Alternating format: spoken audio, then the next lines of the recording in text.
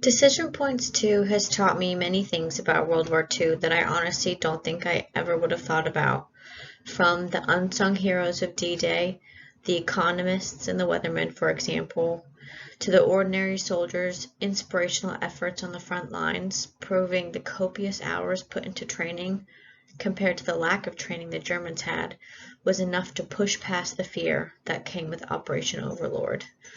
To Truman having to take on the huge decision about whether to destroy an entire city for the sake of saving millions of other lives,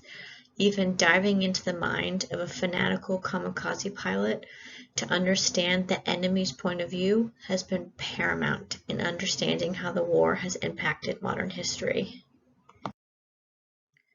Reflecting on everything I've learned this semester, I think it's safe to say that I wholeheartedly believe the number one legacy left by both of these infamous events, D-Day and the fall of Imperial Japan alike, is that war is not the place for emotion. This legacy can be directly related to some indispensable figures who are monumental during the events studied during this class.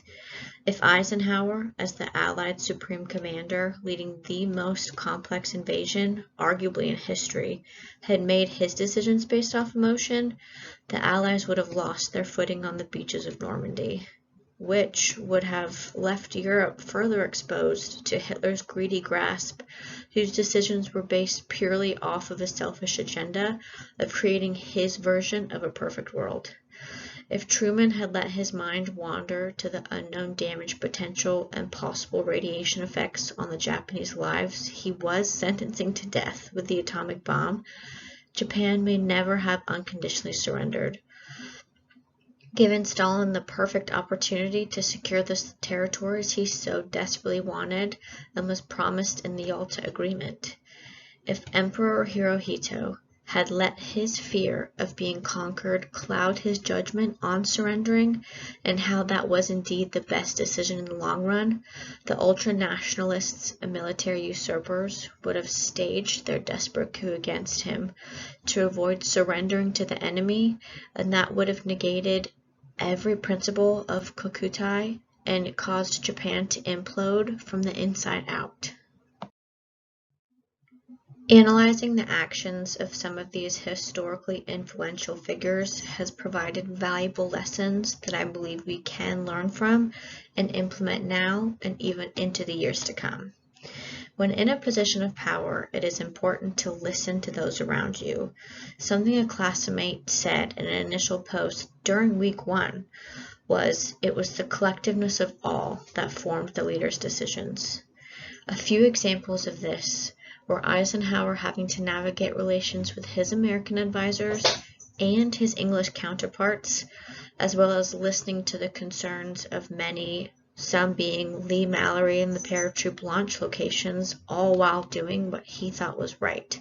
was an immense amount of pressure I can't even begin to fully imagine. But if it wasn't for the counsel of others and respecting their thoughts, I fully believe Eisenhower wouldn't have been able to launch a successful D-Day operation. This same perspective can be used to break down how Truman was able to implement the dissolution of Imperial Japan and how he obtained her unconditional surrender by listening to his cabinet and his gut about not needing the Soviet Union to obtain the ultimate goal of ending the Second World War in a timely manner. When looking at what's going on today and seeing the tumultuous relationships between nations, I believe another global conflict hasn't taken place and hopefully never will, because the destruction brought by World War II was so immense, the world would not be able to survive another war of that caliber. To say this class has been overwhelming would be an understatement, but I'm really enjoying this adventure and can't wait to continue digging deeper and learning more. On that note, thank you, Dr. Hugson, for being such a wonderful teacher, and I hope to see you around the museum one of these days.